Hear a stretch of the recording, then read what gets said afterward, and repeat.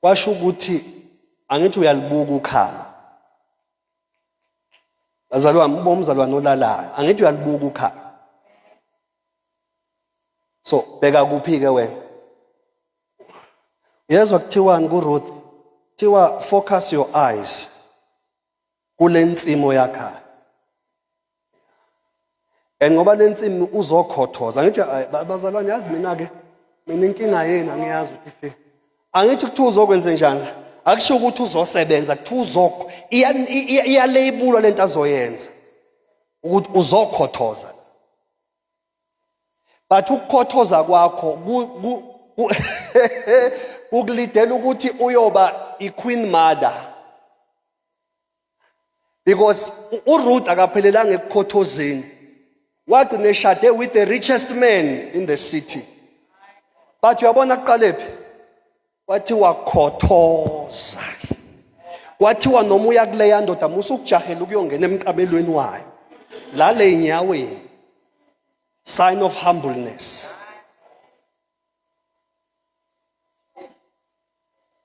Siyayithanda into ezinkulu kodwa we can't discern times. Into enkulu ukuze ime idinga foundation.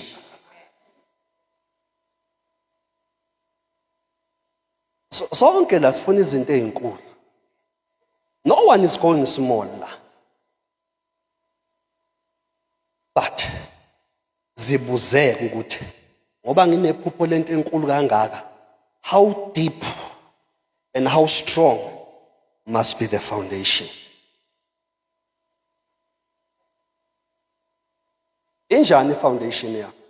Lithe iBhayibheli abalungileyo isisekelo sabo sinjani? Si firm. Their foundations is firm.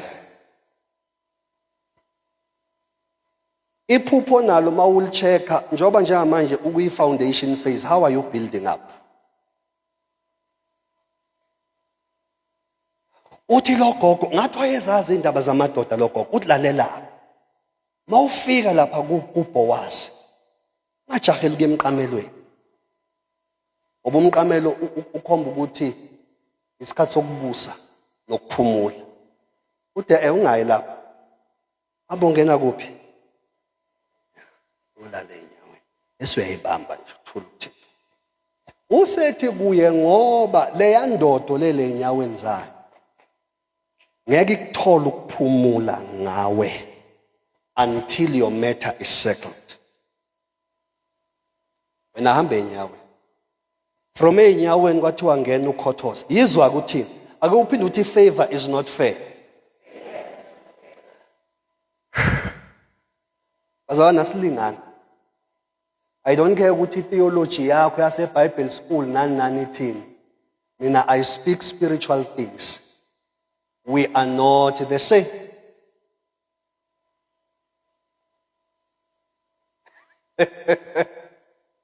We don't carry the same weight in the spirit. We don't carry the same weight.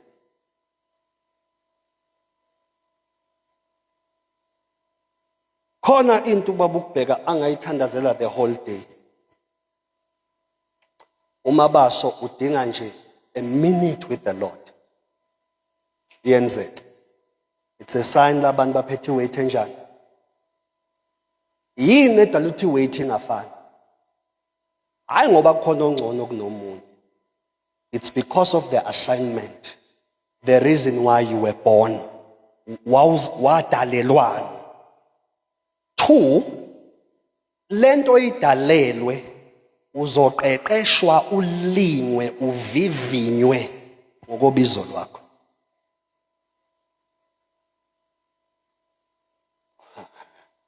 Umuntu odayika inkulumo nezinhlebo akafani nomuntu odayika abathakathi nezinkosi. So we are not the same. Asiphinde sithi favor is not fair. Now lalela ke lithi iBhayibheli uRuth makuthiwa kayokhothoza lapha. Uthi lo baba, I have instructed the boys there ukuthi as they glean okunye ngamasibomu ake sithi ngamabomu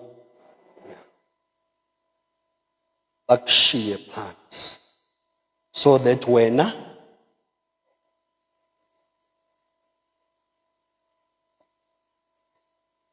kuwo umkhothozo wakho owenzayo une-favor ohamba nayo. Une-favor ohamba nayo. Une-favor ohamba nayo. Lento uyicheke, uyabona bekuthiwa bewenza ngamandla akho, ngabe kuningi okungezi right. Nawe ukuthi mawuhleli phansi usuwethu uyibuza ukuthi lokhu kwenzeke kanjani. Indaba kune-instruction enikwe abathize ensimini ukuthi ezinye ikhwebu iqathazeni ngamabomu ngoba lozokhothoza mele athole okungale kokukhothoza. That is why we have people who are earning salaries amancane, but things they do with that small salary, there's an instruction kwathiwa ezinye ikhwebu ziyeke ngamasibomu niqathaze nje uzothi mayefika ezokhothoza mayephuma nesaka aphume njengabantu abaqashwe full time.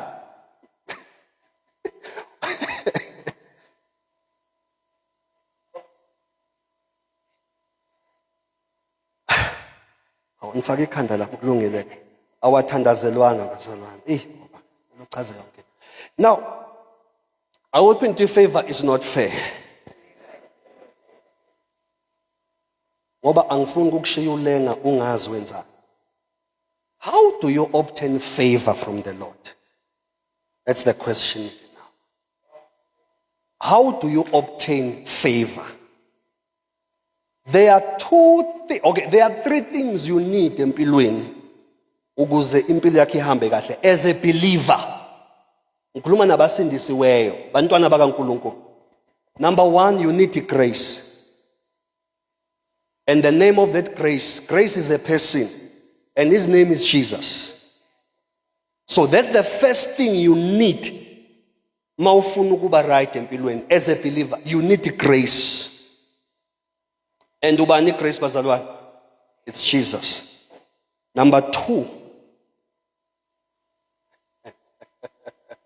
you need mercy.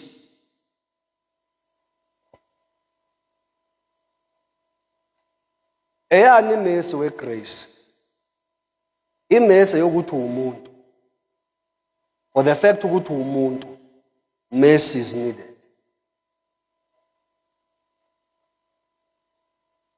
Ngoba immercy umsebenzi wayo is to disqualify you where you were qualifying to be killed. Yabona into enziwe uNkulunkulu kuDavid wathi ngenxa lesenzo sakho inkemba meaning ijudgment ngeke isasuka phezulu kwendle yakho. Kodwa ke ngenxa yokuthi I have favor with you therefore I will have mercy. Ngizolinda ukuthi bese ziyakhala. So you need the grace, which is Jesus. Number 2, you need what? Mercy. And the mercy tholakala egazini likaJesu. So you must understand the power of the blood. As a believer, understand the power of the blood. Ungahlulwa inyanga eyazi amathakathaka ayo ukuthi ihlanganisa ini nani ukuze kushaye ngezulu. Wena kodwa wakha amakhathakhatha asekhaya lakini ezulwini awazi asebenza kanjani. If you are a believer, you must know what does blood does. The power of the blood. Illiberal theology izokutshela ukuthi indaba yegazi ayisebenzi ngoba igazi belithinta ude funa ukritikwa yonke into. Isebhero asitsho kanje. Kwa spirit ayikhali isebhero. Sebenza ama principles. So you must know in umsebenzi wegazi. Number 3, then you need favor. You need favor.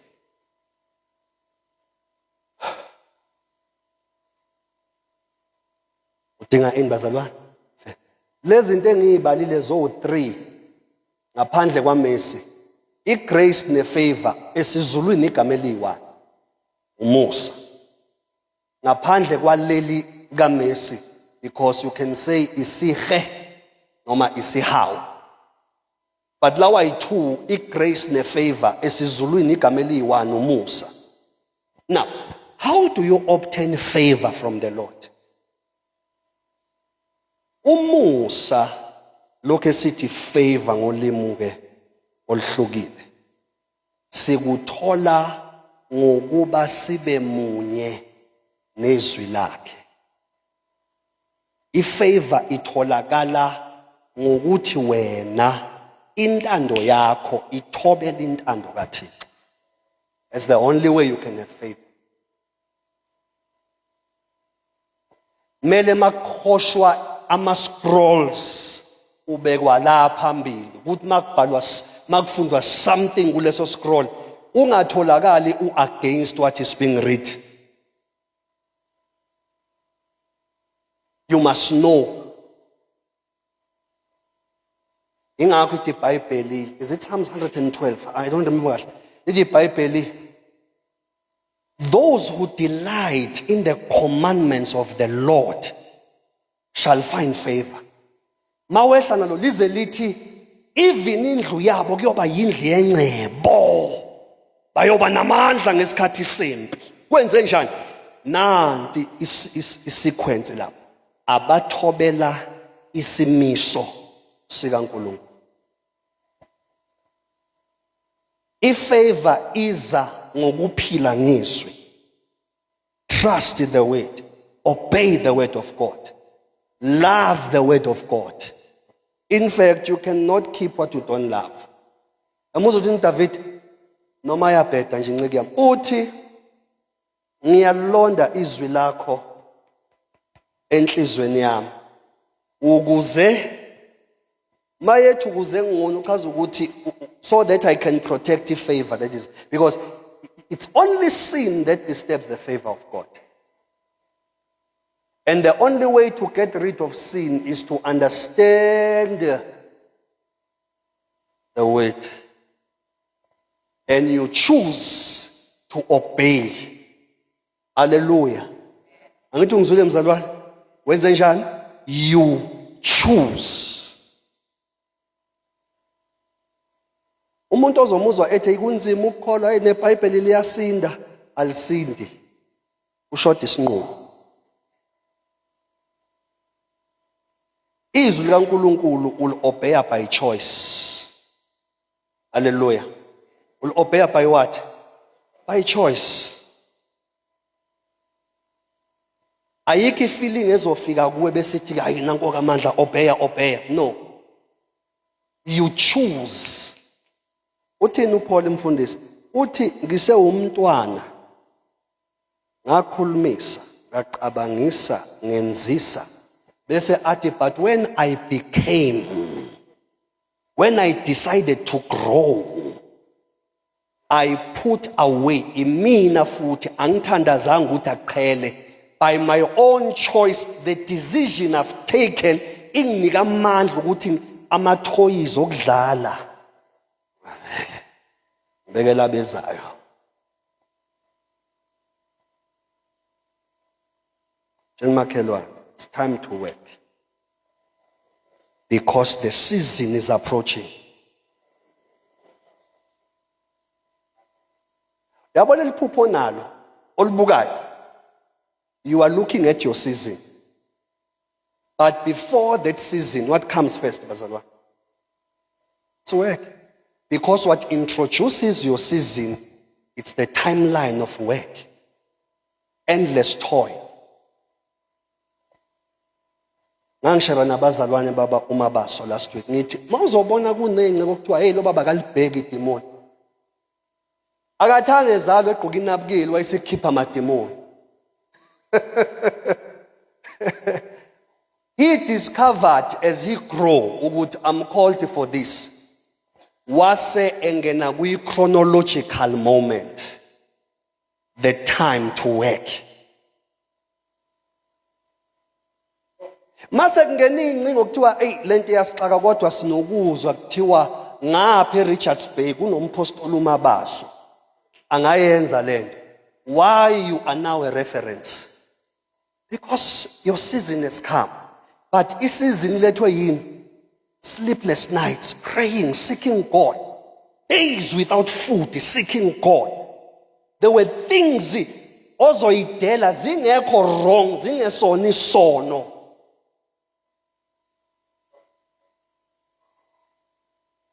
Nginenkinga abazalwane abathi my season is coming. Anginankinga uprofethe kahle.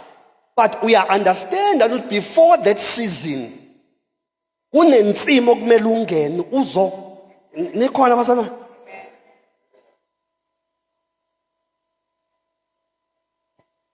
Ngitheni masiqala la ekusebenzeni uyalahlekelwa because isikhathi sokusebenza isikhathi sama sacrifice, you are doing sacrifices. La abanye bejabula khona yabo beyibusisa beshaya ama get down when you are working. Uthini uJesu uthi sebenzani kusakhanya ngoba isikhathi siyeza la kuzoba kumnyama khona bese athi ebumnyameni ke ayikho imisebenzi eqhubekayo echaza about times and seasons. Uthi in the very same Jesus uthi ubaba usemsebenzini kuze kube manje. The Father is working. The Father is working. What are we doing, team? Senzani singabazalwane? Social media sikhwebhana sodwa. Noma ufuna ukuprove ukuthi uba no right uba no wrong. Are we called for that? Uthi uJesu occupy till I come. Because mase ngiza nemklomelo kulabo abasebenzise amathalente abo ngokufanelekile.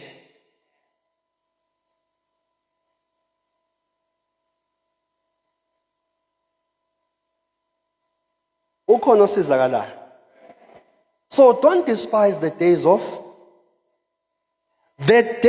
of small beginnings.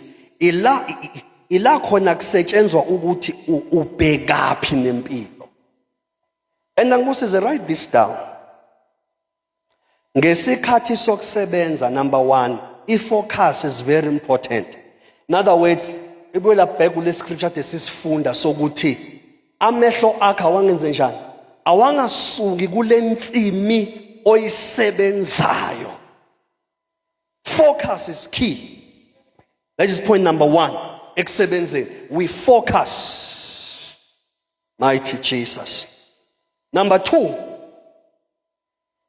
La eksebenzeni. We receive instructions from the Lord. Ukuthi how it must be done. Simukela imiyalelo kuye uThixo ukuqonda ukuthi lento omele yenziwe kanjani. Ubobuza uMoses. Uthi uNkulunkulu uMoses make sure ukuthi le lokhunja uyakha according to ama calculations engunike wona. Awenze otherwise. Siphile esikhathini la khona abantu bayenza nje. Ngisho kushunyayela ubona lo mfundisi akashumayela usayenza. Aboda bashumela ngestatus.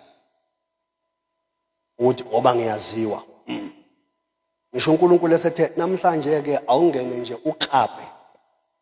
Uqale kuSunday school uyophuma ngani. Khuluma leli lumelayo namhlanje. Ngoba manje ngisecure ukuthi angiphinde ngimele. Ukuze ngiphinde ngiyithole. Kwenye senithi amagigi manje, manje uyoshumayela. Uthi unegigi.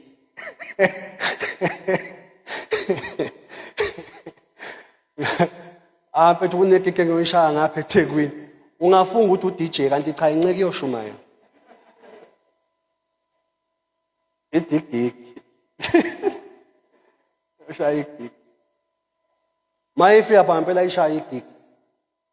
Athi umongcele khuza imkipito, khuza utshwala, khuza ubufebe, khuza lokuthi ngivele ikrinine ingaka.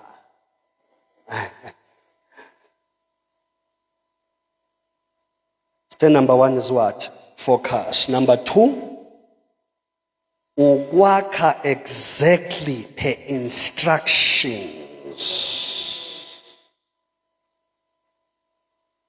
Labantwana onabo nje, you must build according to specific instructions.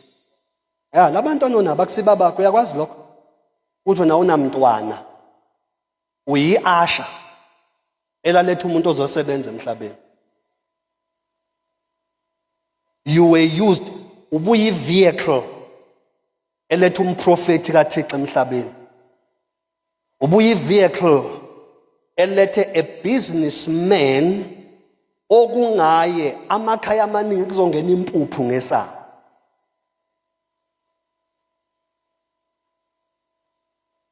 So lo baby girl akusiwo wakho.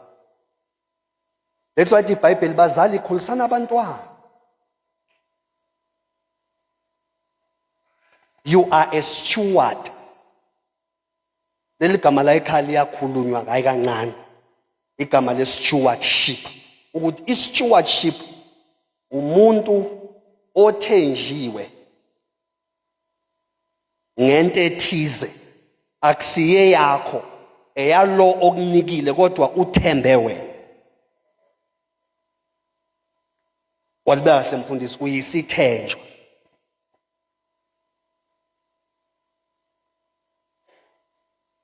Number 1, you must be focused. Number 2, yakha exactly according to the specific measures owanikiwe. That's why sometimes uNkulunkulu uzothi ake uqhele ebhodweni. Ngene ku-fasting. Angithi ubhizi uyathandaza. Lord, bless this family. Abazwana ave beyithanda into ezilula. Lord, bless this family. It won't just happen just because you said, Lord, bless this family. uNkulunkulu will say, asiqala umsebenzi ke towards blessing this family. Abantu bethosa amarashelo nofastile. Ukuze ngizokunika even iscope sokuthi le inkinga oyibonayo, what is their origin? So that mawusuqala uthi I come against every altar, ungakhulumi nje emoyeni.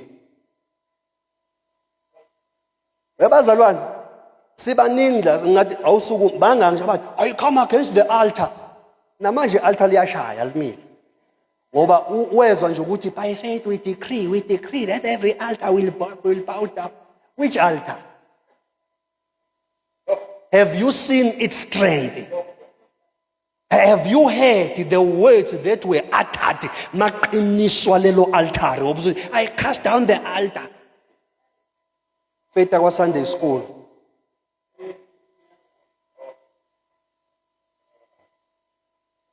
Babushaba ngumfethu kune grace uNkulunkulu ayifihle emsebenzini okumele wenziwe umuntu. Umsebenzi okumele uwenze awufezekisi kuphela iphupho lakho kodwa nawe it cultivates you to be sharper. So that when masses come to you for direction, you have a word, ngoba une experience, you have seen things. Ngitshela abanye ku TikTok izolo. Ngithi yabona into yeni maKristu ase South Africa uqhwebhana ngeminikelo. Hayi mali abafundisi, imali ibandla, ishumi this, ngathi mina asinamona qhubekani. Thina abanye bethu we have found the kingdom. Umuntu ozombona nomsinde debate ngeBhayibheli akawuthola umbuso. Once you discover the kingdom, you keep quiet. Because usuyazi ukuthi I have my own formula with God. Is standard nasi bazalwane. As long as uJesu eyinkosi, we are still on the same track.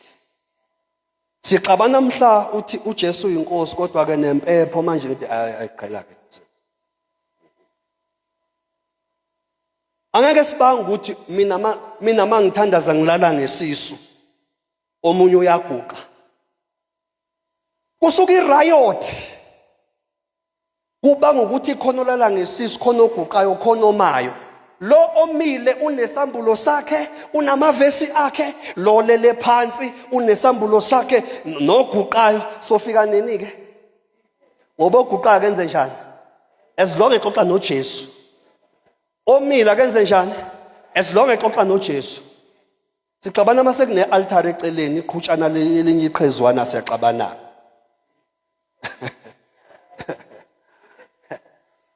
Mawusutholile umbuso umsindo uyaphela.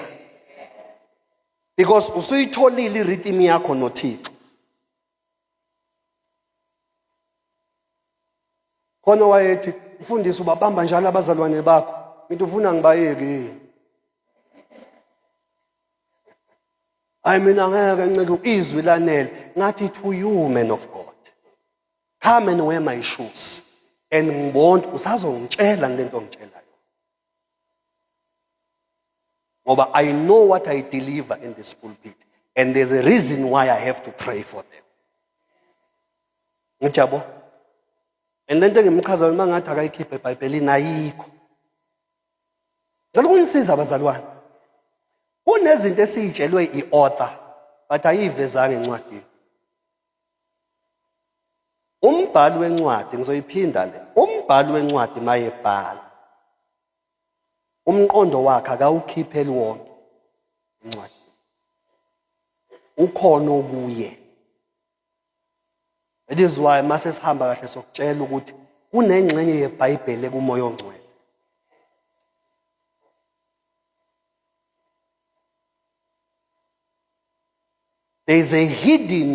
There are hidden letters of the Bible kumoya ongcwele. Thina ngapha ku social media. Makushunyayelwa kusukuma ubaba ukubheke shumayela la mayedile kumabaso sebona iphutha ngeke ngimiyeke ngizolicorrect.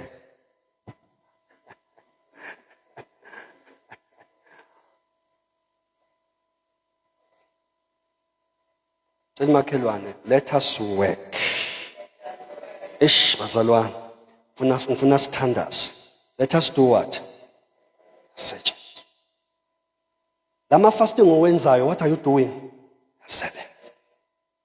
Lesono osikhwitha yabo kumanje. It's been a year usobho tshwaleni awusabazi. What are you doing? Buka izinto osusobha kuzo. And congratulations, you are on the right track. Soon and very soon, you will enjoy the harvest. Soon and very soon, you will enjoy the harvest.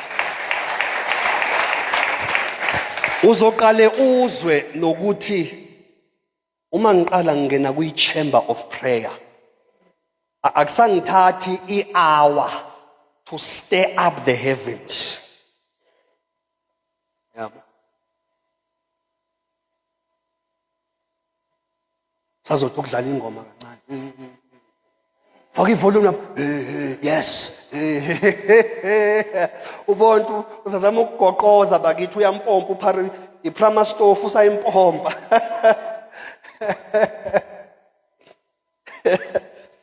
Into enza ukuthi umpompa iprama stove uthi upompa ugcobo ngoba awumile kahle enkosini so uyampompa. Kanti lento kaNkulunkulu mayisiphila kuwa uyimpompa. Usho igama elilodwa kushintsha iatmosphere. So we work inkosi yami. Senze njani bazalwane? Lento yakho yokufunda izwi. Studying the word of God day in day out, meditating on it day in day out. What are you doing? You are putting somewhere. One day kuthi wathathisa umnikelo la. Usukume. Uvule one verse usinqamule in less than 3 minutes. We are seeing the fruits of labor in the word. Asiyeke ukuba yibandla elideclare amasizini amakhulu. But no. Once wa declare isizini mele wazi ukuthi sewuyibizela isikhathi sokusebenza. Yabona umuntu ozothi yabona unyaka ozayo ngiyawuzwa it's the year. Yabona lo nyaka kunento ezinkulu right uprofethe kahle. But musukuba captured in that moment. Buya ube kuyisober sense and check ukuthi uzongibizani. Uzongibizani. Khona umfethe ngeke ngimusho. Badla mina ngikwazi kubona lento nodwa madoda. Nama ngeke bangifika nje kuginqika izituro ngathi are you sure what ngathi come. Ngenze impartation. towards month end. Ayi ncaku uyakutshela ngisho kanye ngabona bephuma phansi kwey'keti zamatende ngathi congratulations ngahle ngathi ngiyazi ngimlindile usazobuya. Into yokuqala yisho kuyi-phone call wathi Dlamini mina ngeke ngiphele umshado wami ngale zinto zenu ngicela uyithathe lento. Ngathi awuncike iturade eginqika wathi hayi ngeke lento iyabiza yo angisalali nasebusuku ngathi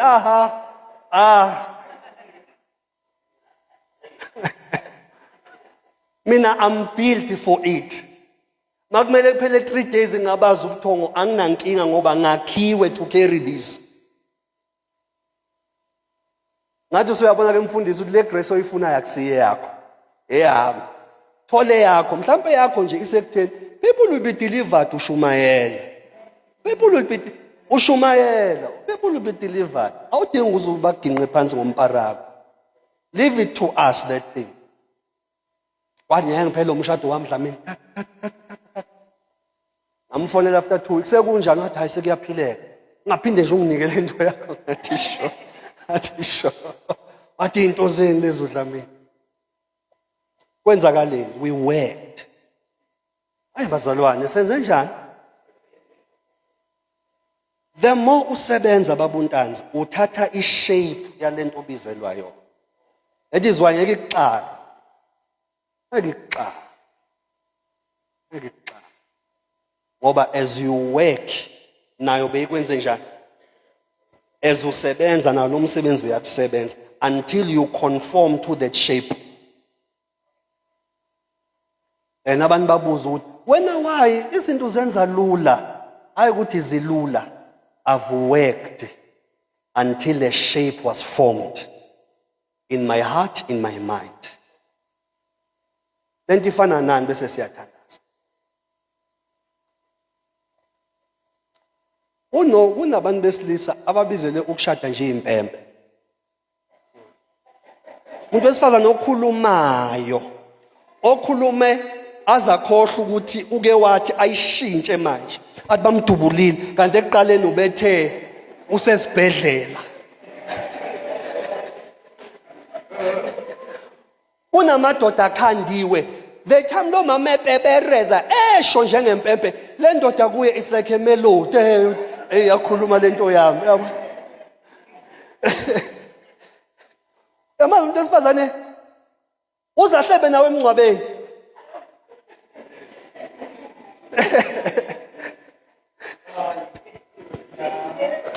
They are built for that la madoda ngeke ubenze lutho. Uzasho uthi ayingibhorekile akekho mama uhambe ngomsebenzi ngibhorekile. Ukhumbula iradio 2000 uthi ngabe siyasho. Awumajineke. Ngiyakulento yokuthi uNkulunkulu uzokubuilda towards your destiny as you work. Imagine ube nesho uthi uyindoda ethulayo. Efuna nje usha amagama amabili bese uyaqhela. Bese ishada no radio 2000.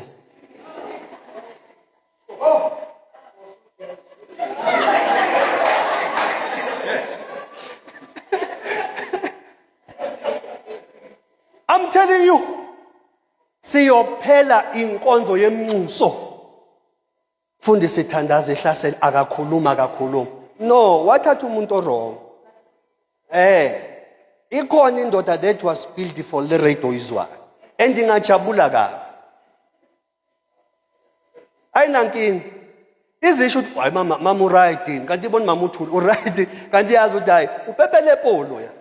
Uphuma kuphela.